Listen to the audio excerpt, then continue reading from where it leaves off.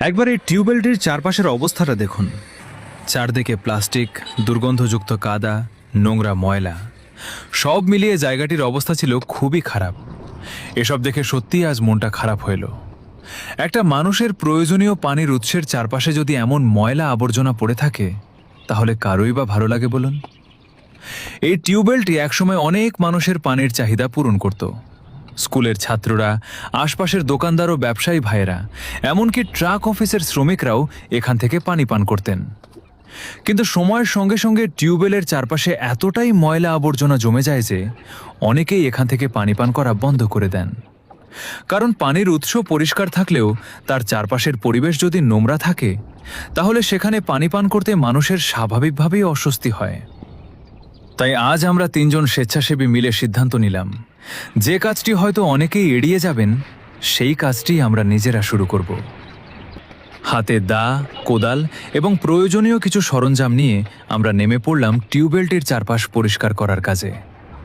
প্রথমেই টিউবওয়েলের চারপাশে জমে থাকা নোংরা কাদা, প্লাস্টিক এবং বিভিন্ন ধরনের ময়লা আবর্জনা সরিয়ে ফেলতে শুরু করি। কাজটা সহজ ছিল না। দীর্ঘদিনের জমে থাকা ময়লা সরাতে বেশ পরিশ্রম করতে হয়েছে। তারপর ধীরে ধীরে জায়গাটির আসল চেহারা বেরিয়ে আসতে শুরু করে। ময়লা আবর্জনা সরানোর পর আমরা পুরো জায়গাটি ভালোভাবে পানি দিয়ে পরিষ্কার করি। কিন্তু শুধু ময়লা সরিয়ে ফেললেই তো হবে না।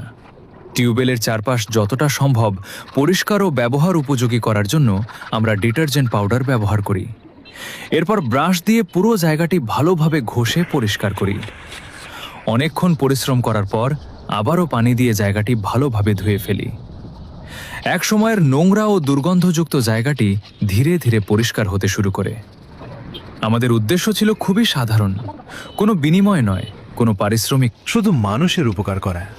আমরা বিশ্বাস করি সমাজ পরিবর্তনের জন্য সব সময় বড় কোনো উদ্যোগের প্রয়োজন হয় না।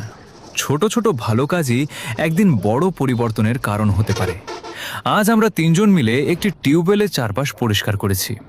হয়তো কাজটি আমাদের কাছে ছোট, কিন্তু মানুষের উপকার হবে আশা করি।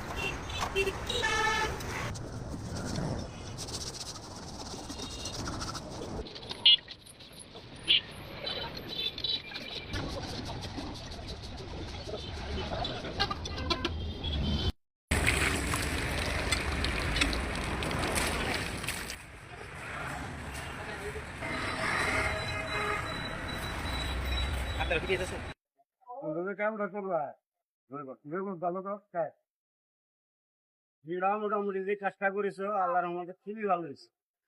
আচ্ছা, আপনারা খুশি?